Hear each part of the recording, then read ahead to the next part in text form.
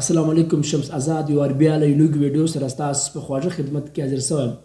خوږو کتونکو سلطان الفاتح چې کوم د ترکي باچا د مسلمانانو خلیفه و، د په دور کې مشر ورغی چې د مساجد څخه به دا کشتیان بند کړو، دا په مساجد کې شور کې په مانځه کې خلل پیدا کړي. نو د ډېر یو تاریخي خبر ورته وکړه که چیرې ستا په مساجدو کې د کشتیانو اوازونه نه وو نو سر خلاص که ستا مستقبل په خطر کې دی. یعنی بیا دغه بعد په ترکي کې باقاعده په مساجدو کې پارکونه جوړ سو. تر اوسه پورې په هر مسجد کې پارک سته، اورې کشتیان ځي، ساعتونه تړي، کیل کوت کوي.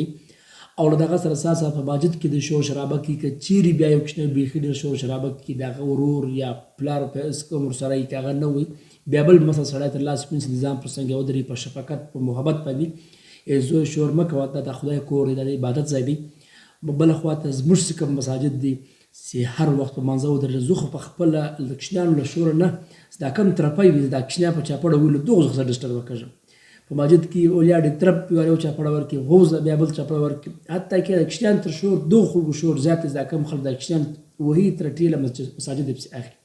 له حضرت ابو هريره رضی الله عنه څخه روایت دی چې د نبي علیه السلام په مسجد کې ولاړ وي، په سجده باندې وي، داسې کوم مسیحیان وو، داسې کوم وراغو د پر اوږو باندې کښېناستو، یعنې دوی په سجده باندې پروت وو. نبي علیه السلام یو اړخه سجده لږ اوږده کړه، بیا چې سجدې څخه راپورته سو، څوکه یې د اوږو څخه ښکته کړل، هغه خپل لمونځ جاري وساتي. یعنې دغه معنا دا ده چې نبي علیه السلام په وخت کې هم دا کښتیان په مساجدو کې ساعتونه تېرول، یعنې د نبي علیه السلام تر اوږو باندې ورناست ول.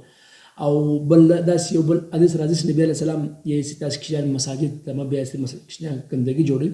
له هغه څخه هغه کښتیان مراد دی چې کوم هغه ډېر کښتیان دي خپله پیخانه په کنټرول کې نه وي، دته دا اندازه نه لګي چې دا ټیمه ماته د پیخانې ضرورت دی، تاسو لمونځ کوه. بل دا کښتۍ پسې اخیستل له مسجد څخه ودرېږه، شاته ووځه، دلته مه درېږه. محبت ورکول چې دی له دین سره محبت پیدا سي. ځکه ما له یو ځوان څخه په خپله واورېدل، ده ویلې ول زه په کوچنیوالي باندې په مسجد کې یو چا په چاپړه ووهلم، بیا ما له مسجده بد وسو، بیا زه تر اوسه پورې زه مسجد ته بیا نه یم ور داخله سوی، یعنې ما بیا لمونځ نه دی کړی. نو سوچ وکړئ څو لوی تاوان دی. دا هم د شیطان وسوسه ده چې موږ ته راچي ستا لمونځ د کوچنیانو په شور باندې خرابېږي، ستا لمونځ ستا په سوچو نه خرابېږي. ته په مسجد کې ولاړ یې، سوچونه وایي په هغه ستا لمونځ نه خرابېږي، په نور اعمالو باندې ستا لمونځ نه خرابېږي، او ستا لمونځ چې کوم خرابېږي هغه د کوچنیانو په شور باندې خرابېږي. ځکه چې دا کوچنی دا ماشوم زموږ له مساجدو څخه بند سوی، نو معلومه خبره ده را روان نسل بیا د ګمراهۍ شکار